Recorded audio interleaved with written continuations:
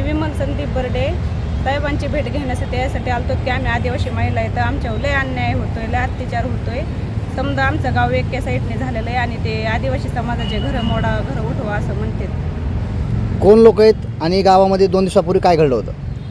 त्यांनी ते आमचे पोरं जेवणासाठी गेलेले होते सप्त्यात. तर त्यांनी कशाला आला तुम्ही भिलटे हो आमच्या म्हणजे देवाला असं तुम्ही काही पण खातात आमगळवणी आमच्या देवाला असा विटाळ होतोय असं बोलून आमच्या पोरांना मारलं त्यांनी. आणि मारलं तर आमचा दुसरा एक चुलत भाऊ उठला की आम्ही घरी जातो मारू नका तुम्ही. आणि मग आम्ही पोलीस स्टेशनला गेलो तर गुन्हा दाखल करायला तर 80 दाखल करून आम्ही परत घरला गेलो तर मिटून घेऊ त्यांनी असं म्हणून बोलून घेतलं. तर परत आमच्या पोरांना दगडफेक केली त्यांनी मारलं, चाकूने वार केलाय माझ्या भावाच्या अंगावर. तिथं 10-12 पोरं आहेत आमच्यावाले, एक पण घरला नाही आहे. समजा आम्ही बया माणसाचे तर घरी येऊन ते दमदाटी करते तर तुमच्या गडी माणसं ताब्यात द्या नसतं तुम्हाला मारूत हाणूत. आमचे बारकाले लेकरं येतं 7वी 8वीचे ते लेकरांना आम्हाला शाळात लावायची भीती वाटते. पेपर पण हुकवले तर आम्ही की मारून टाकते ना लेकरांना आपटून मारते ना असं तसं म्हणतात ना ते घरला येऊन. तुम्हाला खरंच मारून टाकेल तुम्हाला भीती वाटते? भीती वाटते. आमचे माणसं त्यांनी लय असे दामटीले तर दगडाने ठेशीले तर एक भावाच्या पाठीवर वार झालाय सर. आणि एवढ्याला माणसाचे इतके हाल केले तर अख्ख्या गावाने मिळून आम्ही 4-2 पोरं काय करणार आहेत आमच्यावाले त्यांच्याकडं. एक सोशल मीडियावर व्हिडिओ फिरतोय, डोंगरामध्ये लोक पळतात, काय वास्तव आहे त्याचं? नाही ते डोंगरावर जे लोक पळतात का ते समजे त्यांच्यावालेच लोक येतं. त्यांनी डोंगराच्या पल्याड आमचे माणसं दामटिलेले पळत आहेत आमचे पोरं पुढं. आणि ते जे दिसतात का डोंगराला पळणारे ते समजे त्यांच्यावाले येतं गाववाले. आता काय मागणी आहे पोलीस अधिकाऱ्याकडे? आम्हाला फक्त न्याय पाहिजे साहेब. साहेबांकडे आमचं एवढीच मागणी आहे की आम्हाला न्याय द्या म्हणून. काय बोलले आता? आम्हाला न्याय पाहिजे साहेब. आमचं पाणी बंद केलंय, आमचे दळणं ते समजा बंद केलेलं आहे, आम्हाला काहीच नाही आहे. मला तुम्ही भिलट्यानं असं विचारलं ते म्हणले आम्ही जेवायला आलो होतो, आम्ही जेवून जात होतो. तर ते म्हणले तुमची काय लायकी आहे का म्हणे इथं भिलट्यानं असं तसं बोलले.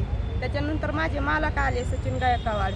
तर मग ते म्हणाले आम्ही जातो घरी, आम्ही जेवत नाहीत काही नाहीत आम्हाला जाऊ द्या म्हणे. ते चालले पुढं पण त्याच्यानंतर एक जण येऊन त्यांना हाणामारी करायला लागला.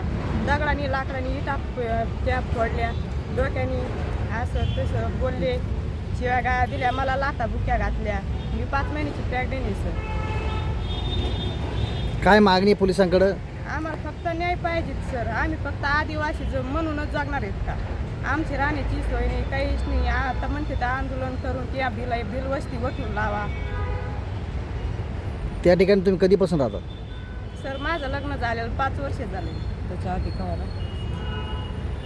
आणि आम्ही जिथं राहत होतो का त्या आमची जागा ती नावावर करून द्यायना. ते म्हणले जागा बिगा काही नावावर करून देणार नाही. आज 2 वर्षाला त्यांनी आमचे छप्र मोडून तिथं पाण्याची टाकी बांधली आणि त्या पाण्याच्या टाकीला एक थेंब सुद्धा नाही सर. आम्ही इकडचं पाणी पितो. जगत आहेत.